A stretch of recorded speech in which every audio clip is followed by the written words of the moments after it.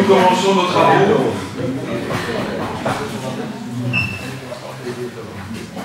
Alors c'est un peu particulier, mais la séance en huis clos a été anticipée avant le conseil, il continuera. Néanmoins, je dois excuser en séance publique, comme ça c'est connu de tout le monde, celles et ceux qui ont demandé à être excusés, parce qu'il y a un proche, eux-mêmes, un enfant est souffrant. Donc M. Bouter s'est excusé parce qu'il a un proche souffrant. Madame Tils, il s'agit d'un enfant, si j'ai bien compris. Madame Bombois qui est souffrante elle-même. Donc nous avons 3 personnes, ainsi que Sylviane, pardon, Mazie, qui a demandé également à s'excuser parce que souffrante. Je ne dis personne cette fois. Non. Voilà. Alors, je n'ai pas eu de demande de questions d'actualité. Par contre, si j'ai bien compris, Mme Nectorini souhaitait aborder un point d'actualité, ou plutôt un point d'information en entrée en précédent du concours. Oui, donc simplement pour évoquer un point qui avait été inscrit au budget et qui concernait l'installation des panneaux photovoltaïques sur les écoles et les bâtiments publics, et vous informer que nous avons une confirmation de la province d'un subside de 50 000 € pour l'installation de ceci. Une bonne nouvelle, ma foi. Très bien. Alors, le point 2, puisqu'il s'agit effectivement du point 2, je n'avais pas coutume, approbation du procès verbal de la séance du 19 décembre 2023. S'il n'y a pas de demande d'intervention, nous passons au vote. Oui. Monsieur Denis. Oui. Madame Blanche-Futeur. Oui. Monsieur Level. Oui. Monsieur Lepal. Oui. Monsieur Dezibo. Oui. Madame Foulco. Oui. Monsieur Zélier. Oui. Madame Bayenne. Oui. Madame Foulac. Oui. Monsieur Audet. Oui. Monsieur Tondeur. Oui. Monsieur Godin. Oui. Monsieur Jadin. Oui. Madame Dupaïla. Oui. Madame Oui. Monsieur Lévias. Oui. Point 3. L'ordre du jour rappelle le point 3 relatif au centre culturel de Rebec. Il s'agit en l'occurrence d'une mise à jour du tableau des aides services. Le centre culturel va remettre à jour son tableau et donc il s'agit de la révision du dit tableau et une indexation prévue de 2%. Je ne sais pas s'il y a une demande complémentaire ou une question à ce sujet. Oui. C'est dans le cadre de l'introduction du futur contrat programme 2025-2024. Donc il y a eu une réunion avec l'inspection et différents partenaires tels que prévu par le décret. Et donc l'inspection a souhaité que pour les aides-services, on présente un tableau pluriannuel des aides-services, mais ça doit être validé par le conseil communal et renvoyé à l'inspection. Donc on vous propose de valider ce tableau mis à jour et qui reprend notamment l'évolution des indexations des montants des aides-services et l'adaptation de celui-ci sur le programme pluriannuel. Je ne vois pas de demande d'intervention. Dès lors, nous passons au vote. Madame Béthune. Oui. Monsieur Denimal. Oui. Madame Blanche-Futeur. Oui. Monsieur Level. Oui. Monsieur Lepal. Oui. Monsieur Dezibo. Oui. Madame Foulco. Oui. Monsieur Zélier. Oui. Madame Bayenne. Oui. Madame Foulac. Oui.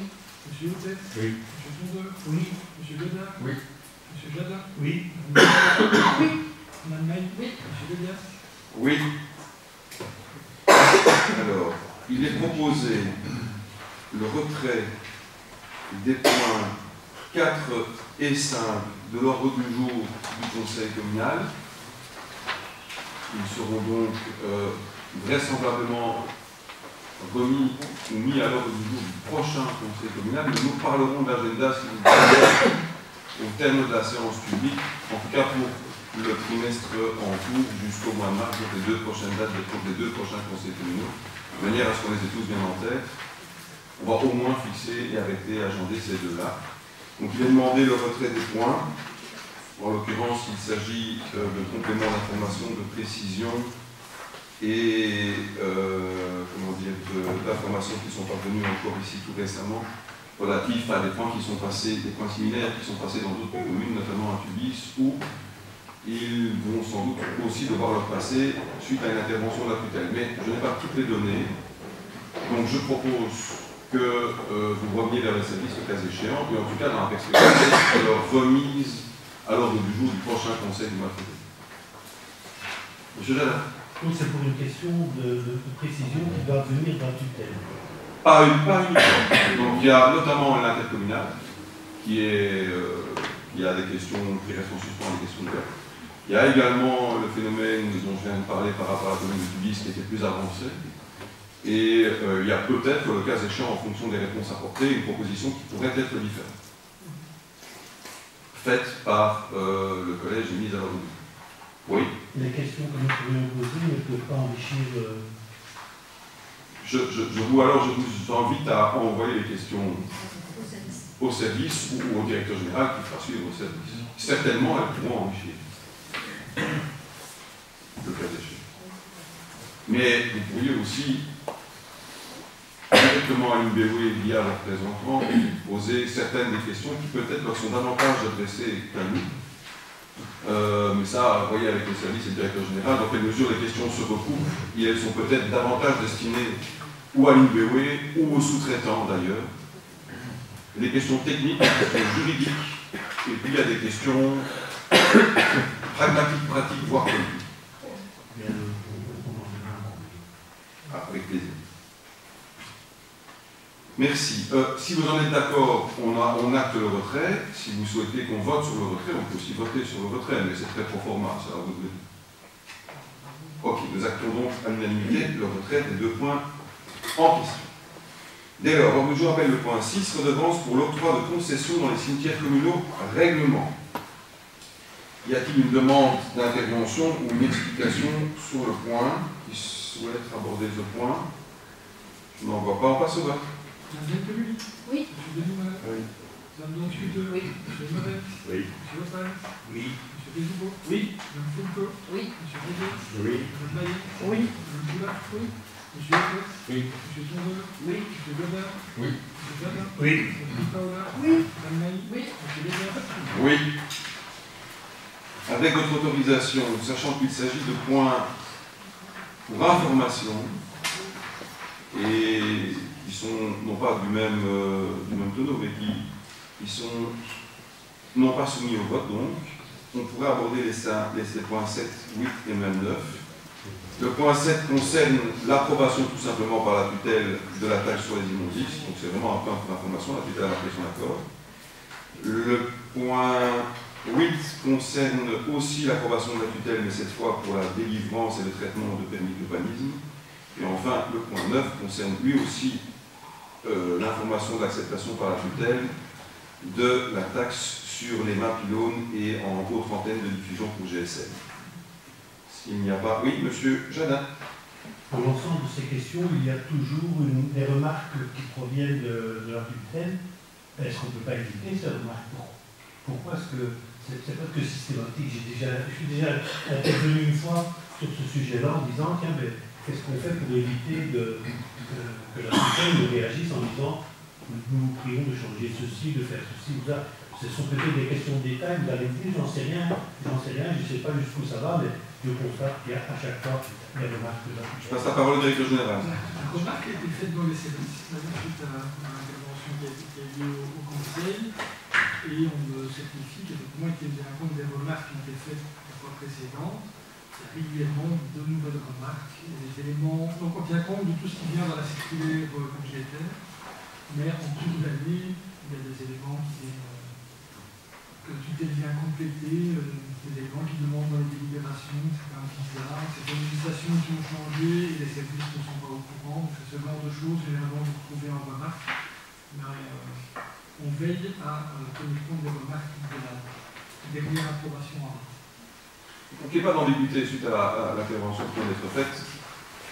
On parle bien de technique, d'administration, de juridisme, et pas d'opportunité ou de choix politique. Et par ailleurs, au final, la tutelle accepte. Donc c'est vraiment, comme vous le disiez vous-même, des questions de détail et de forme, mais le diable parfois dans les détails du temps. Je vais prendre un exemple qui nous demande maintenant de mettre une mention en termes de protection des données, ce qui n'était pas le cas auparavant, tout simplement. Par exemple, ce genre de remarques qu'on peut avoir dans la loi. Je n'ose pas citer ici. Il y a un adage qui dit que si un exercice de tutelle veut trouver un défaut à votre dossier, il en trouvera toujours un. Mais ça n'empêche pas d'accepter. Bien. Modification budgétaire numéro 2 2023. Là aussi, un point pour information et il s'agit là aussi de la tutelle qui donc valide notre modification budgétaire. Ensuite, le point 11, budget 2024, cette fois, décision, choix, balise d'emprunt au ratio d'investissement, ratification. Donc, là aussi, on parle de la tutelle qui fait remarquer qu'il y a un document qui valide un choix manquant. Document nouveau par rapport aux années antérieures et procédure qui n'existait pas les années antérieures. Donc les services, qu'il s'agisse du directeur financier, du directeur général, de la comptabilité, etc., ont omis de nous poser la question et le choix n'a pas été posé et on a détecté le manquement après coup puisque la tutelle l'a fait remarquer. Dès lors, le collège a opéré ce choix de manière à ce que le dossier puisse être instruit et validé à la tutelle. Mais il nous faut ici au Conseil communal ratifier ce choix. Alors, le choix est assez technique. Il y a la balise d'investissement au sens antérieur du terme, avec un maxima, avec des exonérations, des neutralisations quand il s'agit par exemple de la zone de police ou de la zone de secours qui fait un emprunt qu'on ne doit pas nécessairement intégrer dans la balise. Donc c'est un maximum autorisé de capacité d'emprunt et d'investissement. Ça c'est le choix antérieur tel qu'il existait. Et puis aujourd'hui il y a une deuxième formule proposée. Et il nous faut choisir entre les deux, et c'est là où les services n'avaient pas attiré l'attention sur ce qu'il fallait. Et le choix là, dans le deuxième cas, porte non plus sur une balise, mais sur un investissement pluriannuel, où il n'y a plus d'exonération et de neutralisation possible. Eh bien, tout est intégré, que ça vienne d'une fabrique d'église, de la zone de secours, de la zone de police, ou pareil. Donc il y avait là un choix à opérer. Choix très sincèrement, et sans prétention aucune, malgré une certaine expérience, qui est difficile à opérer. On ne sait pas d'ailleurs, en fonction du prochain gouvernement régional et de la politique qui sera menée éventuellement par le ministre en compétence, en attribution, si on sera encore dans le même type de choix à l'avenir. Ici, le collège propose de rester dans le système tel qu'il existait, et de ne pas aller vers ce choix pluriannuel sans neutralisation, mais de rester dans le choix tel qu'il était prévu antérieurement, avec un maximum, certes, d'investissement possible et de capacité d'emprunt, mais avec des exonérations possibles quand la zone de police fait un gros investissement, pour que ça ne vient pas grever la capacité et la balise locale. C'est un choix qui vaut ce qu'il vaut, hein. Je n'ai pas de jugement personnel, mais si vous en avez un, si quelqu'un a une remarque ou a une précision à apporter ou a un avis sur la question, je l'en prie. Je voulais juste apporter la précision que c'est le cas de beaucoup de communes qui n'avaient pas perçu que c'était un choix qu'il fallait poser, qui était resté sur le système antérieur. Donc de nombreuses communes ont reçu ce courrier de la tutelle leur demandant de faire ce choix. Et le collège vous propose de ratifier cette proposition qu'on a envoyée pour permettre à notre budget de continuer à avancer, suivre son cheminement au niveau de la tutelle. Oui, parce que si le budget devait traîner pour une raison comme celle-là, on ne pourrait pas le mettre en œuvre et l'exécuter, et donc on perdrait autant de mois. Si vous en êtes d'accord, on peut donc passer à la ratification, donc au vote. Oui. Monsieur Denis Manet. Oui. Madame Schmitt. Monsieur Honoré. Oui. Monsieur Opin. Oui. Monsieur Bézibaud. Oui. Madame Foulco. Oui. Monsieur Zeguet. Oui. Madame Bayer. Oui. Madame Poulin. Oui. Monsieur Otet. Oui. Monsieur Fondeur. Oui. Monsieur Godin. Oui. Monsieur Gabin. Oui. Madame Poupava. Abstention. Madame Maï. Abstention. Monsieur Begas. Oui. Alors, budget 2024 toujours. C'est un peu original et particulier, mais ici c'est une demande de réformation d'initiative communale. Donc, ceux et celles qui ne suivent pas forcément les travaux, qui ne sont pas en maîtrise, et on sait que c'est complexe, quand le budget communal est visé par la tutelle, pour voir sa conformité, et même au-delà, parfois, ils vont jusqu'à évaluer dans certains cas, comme vous venez de l'entendre, la capacité d'emprunt, l'opportunité, les valises, etc.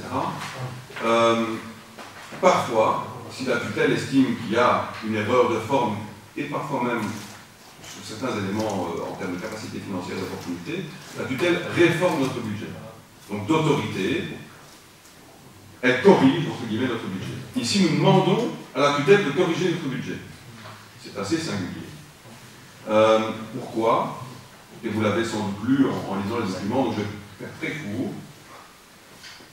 Un marché a dû être relancé, faute de soumissionnaire, tous les lots du moins, et les chiffres, en regard des estimations originelles, les chiffres que les soumissionnaires vont avancer sont beaucoup plus élevés, en tout cas sont un peu plus élevés à tout le moins, que les montants estimés. Dès lors, nous sommes au-delà des montants qui ont été budgétés. Ils ont été budgétés, les montants, en regard de l'estimation. Je ne me lancerai pas dans les explications liées aux fluctuations du marché, à l'augmentation des matériaux, etc. Mais enfin, vous entendez ça tous les jours, sur tous les médias. Donc, je n'ai pas d'appréciation personnelle quant au fait que cette augmentation soit pertinente, juste, normale, anormale, etc. Le fait est que dans le marché public, des soumissionnaires ont remis des montants plus élevés que l'estimation. Dès lors, il nous faut revoir le montant au budget à la hausse en conséquence. Et c'est pour ça que nous demandons à la tutelle de réformer notre budget. Pour qu'il le fasse en notre nom, en notre demande, pour gagner là aussi du temps.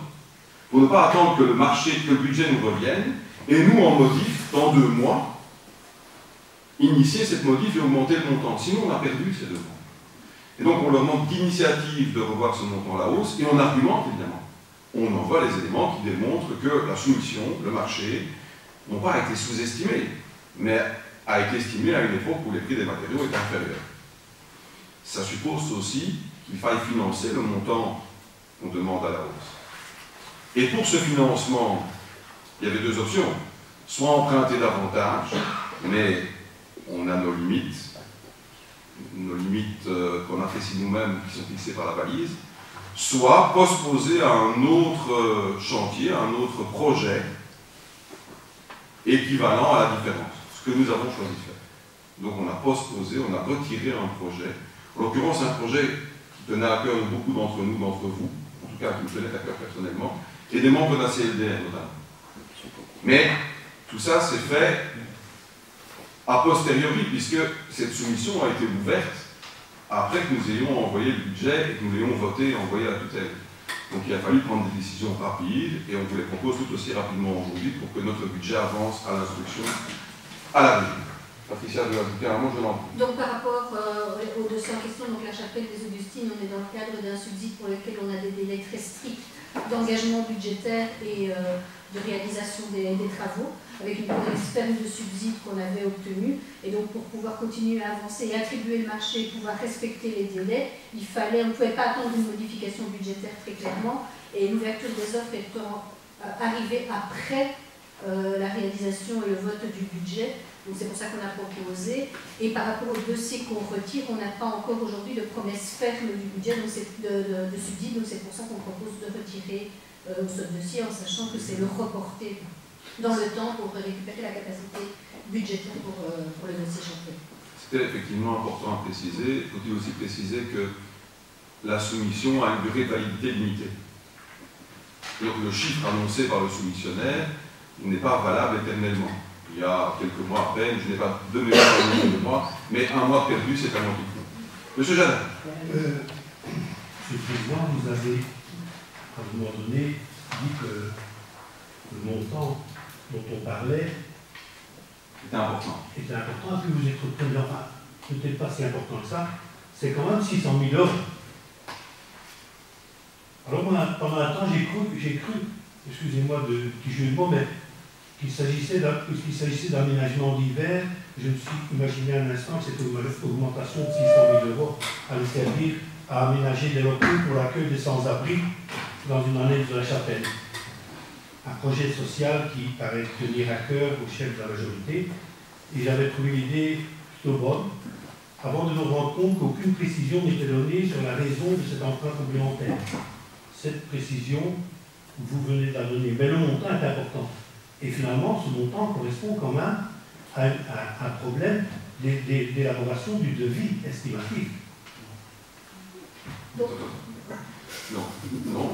Et je voyais mes deux, à gauche et à droite, s'énerver. Donc l'un et l'autre ont leur partie de réponse et vont vous la donner. Mais le directeur général peut donner la partie technique liée au service technique, parce que dire que c'est une mauvaise estimation, je pense que ça mérite une réponse partielle du moins du directeur général. C'est en partie de la politique qui dépasse. faut savoir que, bien entendu, il n'y a pas des dizaines d'entrepreneurs qui peuvent remettre des prix pour le marché d'une telle importance. Et bien entendu, ils sont particulièrement au courant des subsides du gouvernement. Voilà, c'est dans un contexte comme maintenant, vous avez vu récemment certains fournisseurs qui doivent faire le tour par le cadre de Bonne-Espérance. Donc tous nos marchés sont sous tension depuis des années et sur un marché subventionné par ailleurs, il est évident qu'on va avoir des prix un peu moins attractifs que ce qu'on peut avoir dans des marchés fortement soumis à la concurrence. C'est le jeu de l'offre et de la demande. Et pour compléter, donc c'était un marché qui comprenait 5 lots. Sur les 5 lots, 3 lots étaient les prix d'estimatifs correspondaient aux soumissions, et les soumissions étaient même en dessous des prix. Par contre, pour 2 lots, les 2 lots les plus importants, les prix sont supérieurs à l'estimation. C'est lié aux contraintes de chantier, à l'augmentation des matériaux, au délai de réalisation de chantier. Et tout ça se fait à partir du moment où les délais sont très stricts et que les matériaux ont augmenté et que les salaires vont augmenter. Là, évidemment, je pense que l'indexation qui a eu au niveau des salaires ces derniers mois a été conséquente par rapport aux premières estimations. On avait revu déjà les montants à la hausse avec le bureau d'études, et c'est un bureau d'études spécialisé dans la rénovation de patrimoine classé qui a fait ces estimations, qui a fait une analyse des offres pour voir s'il n'y avait pas des surestimations ou des incohérences dans les offres. Mais c'est la réalité du marché aujourd'hui. Les prix étant tellement fluctuants, ils ne savent pas les garantir sur très longtemps.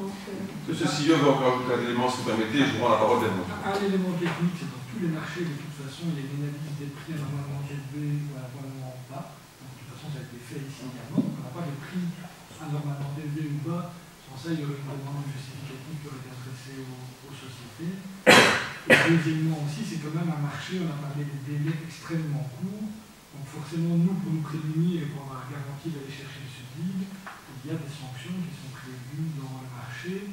Un marché avec des délais particulièrement courts, ne soyons pas naïfs non plus, il est clair que les sociétés vont prendre certaines marges pour éviter des mauvaises surprises dans ce type de marché. Donc voilà, les prix paraissent élevés, mais c'est lié au type de marché subventionné avec des délais extrêmement courts. Monsieur Jardin. Et je voudrais quand même qu'on précise alors, sur les 5 lots, lesquels ont été, comment dire, je ne vais pas dire sous-évalués, puisque vous me convainquez que ça vient du... Je voudrais savoir de quel marché il s'agit maintenant. Le marché toiture et le gros œuvre. Donc les isolants. Les isolants. Donc le marché de toiture, donc tout ce qui est la couverture et tout ce qui est gros œuvre. Donc pour ce qui est des métiers très spécialisés comme les vitraux, par exemple, où on aurait pu croire, parce qu'il n'y a pas énormément de restaurateurs de vitraux, mais là, l'offre correspond quasiment à l'estimation. Même chose pour les décors peints, donc la rénovation des décors. Et pour les techniques spéciales, je pense que là, c'est conforme aux estimations également. Parce qu'on parle quand même de montants importants, on parle de l'équivalent de ce que vous espériez ou vous espérez avoir de la vente dans les communales. Monsieur Jardin, comprenez bien que ce n'est pas un choix. J'entends votre étonnement, mais on vient vous expliquer de part et d'autre, de manière assez précise, je pense, et vous n'êtes pas, sans connaître l'actualité, les circonstances. Donc il y a les délais, il y a la subsidiation, il y a le manque d'opérateurs ou des opérateurs spécialisés, il y a les fluctuations dues aux matériaux et dues au contexte national, international, géostratégique, etc. Donc, j'entends votre étonnement, et c'est un regret, et le mien, je partage votre regret. Mais c'est factuel. S'il y avait eu un soumissionnaire au prix de l'estimation, on ne serait pas occupé de discuter. Mais c'est un marché public, avec les contraintes d'un marché public. Et vu les montants, on est dans des contraintes assez importantes, tant en termes de publicité, que de délai, que de forme, etc. Les gens soumissionnent. Ils soumissionnent, certes, à plusieurs centaines de milliers d'euros au-dessus de l'estimation. On parle quand même de montants de l'ordre de 4,5 millions, 4,5 millions. Donc, on ne parle pas d'achat d'un véhicule ou de la restauration d'un petit bâtiment, on parle d'un marché important, un bâtiment qui est juste à côté. Donc tout le monde reconnaît l'importance et l'aspect patrimonial.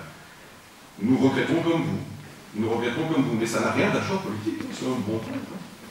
Voilà, donc on est obligé, alors on aurait pu à l'inverse se dire, 600 000 € de plus, on n'est pas en capacité financière, on ne veut pas, on abandonne une idée et on abandonne les subsides. Enfin, de vous à moi, les subsides, on est à 60% de subsidiation de mémoire.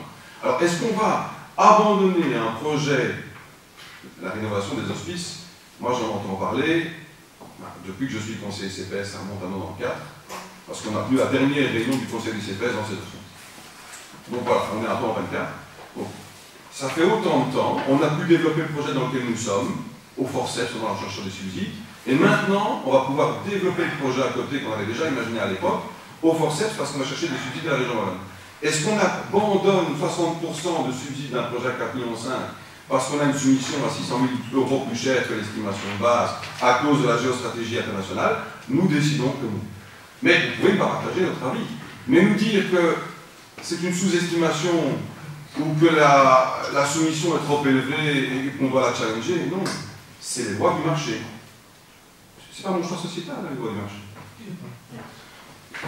Donc peut-être, pour apporter une précision, effectivement, on reste à 60% de subsides, on en escomptait 80. Maintenant, la Fédération Wallonie-Bruxelles pourrait augmenter un peu son subside, mais pas dans les proportions, évidemment, mais ça pourrait être un petit peu augmenté par rapport à ce qui avait été prévu initialement. Et deuxième précision, les deux soumissionnaires se tenaient sur des montants quand même importants, à 40 000 €, hein, je pense, de mémoire. Donc voilà, donc on ne peut pas dire qu'il y avait... il y a eu deux soumissionnaires. Parce qu'on a lancé. Donc il y a eu une première décision d'arrêter la procédure. On va refaire une partie s'il n'y a pas de gros œuvre qui est fait. Donc le collège a décidé, et donc c'est pour ça que le collège a décidé de ne pas activer et de relancer la procédure le plus rapidement possible. Et là, il y a eu le rappel d'embarcation. Ici, déjà, on est moyen de comparer, il y en a deux. Donc on se tient dans des surcoûts assez importants. On a constaté ça dans d'autres marchés. Les estimations sont pour l'instant régulièrement dépassées par la réalité du marché. Madame Di Paola. Et question subside, on ne peut pas rattraper par rapport à ce... Ça ne correspond plus vraiment au prix réel. Alors, il y a toutes sortes de dispositifs et de types de subventionnement en fonction que ce soit communautaire, provincial ou régional, et même auprès de certains de ces opérateurs, il y a encore des modalités différentes de subventionnement en fonction du type d'appel à projet. Ici, on est sur un type d'appel à projet patrimonial de la région wallonne, mais issu du plan de relance, donc européen. Et on a fait le lobbying qu'il fallait, notre serviteur notamment, mais peu importe, c'est mon rôle et je suis là pour ça. Pour obtenir auprès de la ministre en charge qui est Brabançon de Wallonne, tant mieux pour nous, qui est venue sur place, tant mieux pour nous, d'obtenir son soutien et son appui pour le projet qui était un projet de qualité. Mais on va octroyer ce soutien.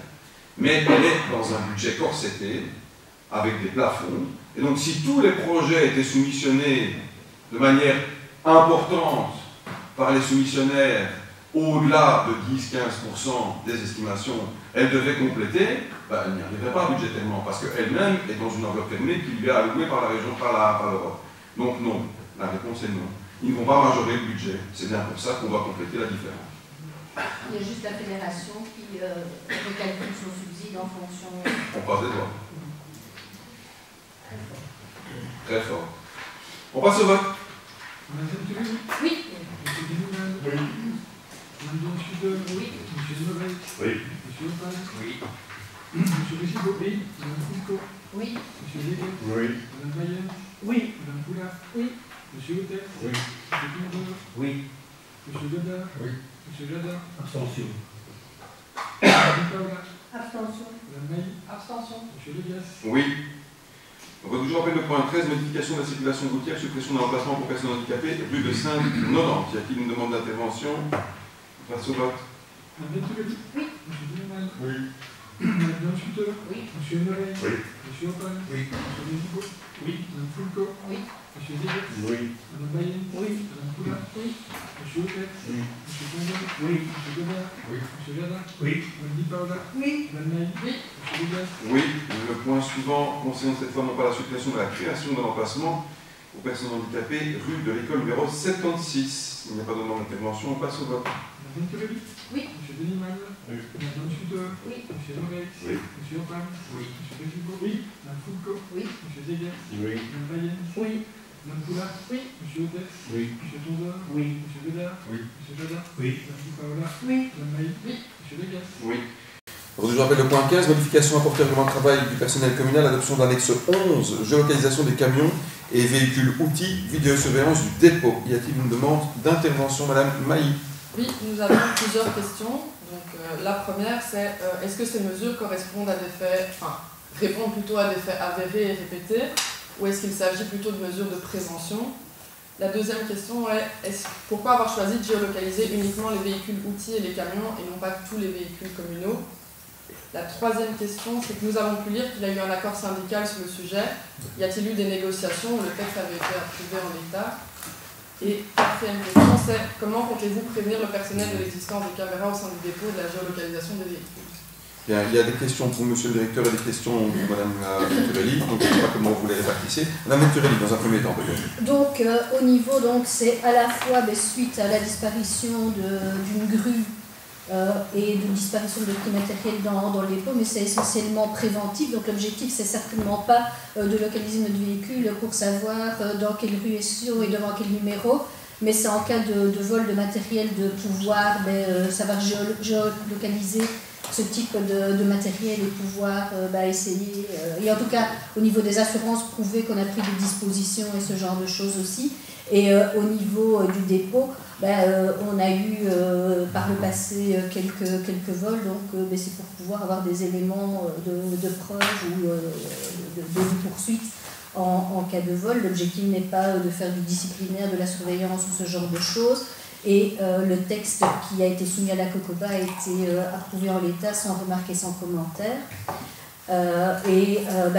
Comme le prévoit la législation par rapport aux caméras, les pictogrammes ad hoc seront posés aux entrées du dépôt et j'imagine qu'une note de service sera réalisée pour la première personne. Circonstanciée vis-à-vis du personnel pour bien expliquer l'objectif de ces mesures.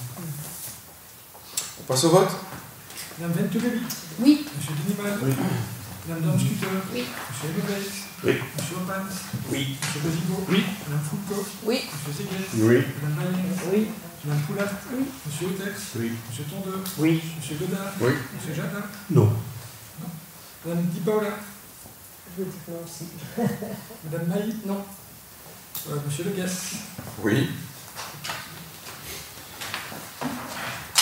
Point 16, recrutement d'un directeur financier commun pour la commune et le centre public d'action sociale, statutaire, relance de la procédure via 3 modes de recrutement, et c'est important de le mentionner, puisque cette fois, il s'agit tant de mobilité que de recrutement externe que de promotion interne, puisque précédemment, un examen avait été lancé avec comme seul mode de procédure la promotion interne, et ça n'a pas donné satisfaction. Enfin, l'intéressé n'a pas réussi. Donc cette fois, on ouvre le spectre au plus large et on relance la procédure, puisque comme vous le savez, le directeur financier en place, le grade légal, arrive à l'âge de la retraite ici au mois d'août prochain, le 27 juillet, si je me souviens. Premier août, oui, il arrête le 1er août. Voilà. Monsieur Jadin. Nous ne vous cacherons pas, au vu d'événements récents, être un peu réticents à la promotion d'agences à voie interne. D'un autre côté, la compétence et la connaissance de la maison ainsi que la mobilité dans les services sont des atouts importants. Alors, nous cautionnerons donc votre proposition d'analyse en 3 points, mais en vous demandant une approche vigilante et prudente dans la formule par voie interne. Est-ce que vous pouvez préciser votre propos, parce que c'est nébuleux? Elle est établie. Non, mais par contre... Non, ça concerne quelque chose de très récent, dont vous pouvez avoir connaissance. Alors, je vais inviter le directeur général à répondre sur les éléments qu'il a pu comprendre de votre intervention, et j'essaierai pour ma part de compléter le propos. Je vous en prie. Non, donc, point de vue procédure, moi je vais répondre, la procédure sera identiquement la même pour les 3 catégories. Donc ça veut dire que les personnes en promotion passent chacune des épreuves, les personnes qui postuleront par mobilité, ce sont en fait des grades légaux déjà existants dans ce cas-là.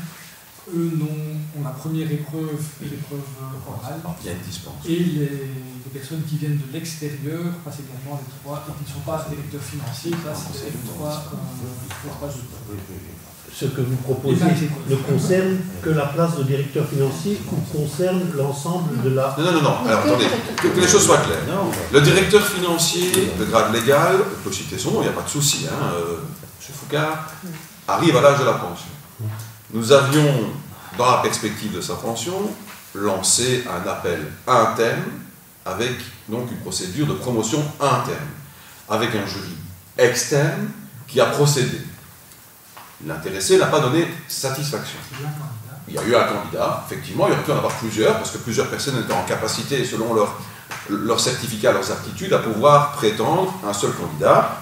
Il n'a pas donné satisfaction au regard du jury, hein, que les choses soient claires. Hein. Dès lors, nous ouvrons la procédure et nous passerons par promotion, le cas échéant. Si d'autres ou l'intéressé voulaient repostuler, il doit passer tous les éléments de la procédure. Pour préciser, pour l'interrogation de M. Jardin, c'est bien les agents de niveau 1, donc de ceux universitaires. Qui occupent un emploi de niveau 1. Parce que voilà. Ça peut être déjà un emploi occupé par promotion. Mais en tout cas, c'est le niveau 1. C'est les personnes qui peuvent par promotion postuler. J'imagine que c'est pas général. Voilà. Mais non, il faut avoir les aptitudes et il y a toute une série, c'est requis, c'est conditionné. Pour les gens qui le font par mobilité, et c'est là où peut-être la précision que M. Marketing soufflait est importante, certes c'est la même procédure, mais il y a une dispense. Ça veut dire que l'examen technique de directeur financier, pour quelqu'un qui est directeur financier dans la commune d'à côté depuis 10 ans, il ne doit pas le faire. Pour le dire plus simplement. Par contre, la troisième épreuve de l'examination orale, il doit la faire. Et pour les externes, ils doivent tout faire. Ouais. Et là, c'est des universitaires diplômés. Diplômés qui peuvent postuler. C'est suffisamment clair pour vous? Oui. Et c'est une procédure qui est très cadrée par la loi, comme il s'agit d'un grade légal, il y a des règles strictes qui sont prévues pour la composition du jury, etc. C'est un jury externe. Oui, non. Encore et toujours, et c'est bien ainsi. Parfait. On passe au vote? Madame Vienne-Kéveli? Oui. Monsieur Delumal? Oui. Madame Jean-Scuteur? Monsieur Edorex? Oui. Monsieur Opal? Oui. Monsieur Desjibos? Oui. Madame Foucault? Oui. Monsieur Zedek? Oui. Madame Bayen? Oui. Madame Poulin? Oui. Monsieur Ocat? Oui. Monsieur Tourneur? Oui. Monsieur Godard? Oui. Monsieur Jardin? Oui. Madame Di Paola? Oui. Madame Maï? Oui. Monsieur Legas? Oui. Le dernier point est un point pour information. Il s'agit du procès-verbal de l'enquête du directeur financier dont on vient de parler, au 31 décembre 2023. C'est un point pour information, mais s'il n'y a pas de commentaire, il y a dont acte. Voilà, ceci clôt la séance publique. Je remercie l'Assemblée et leur souhaite un bon retour.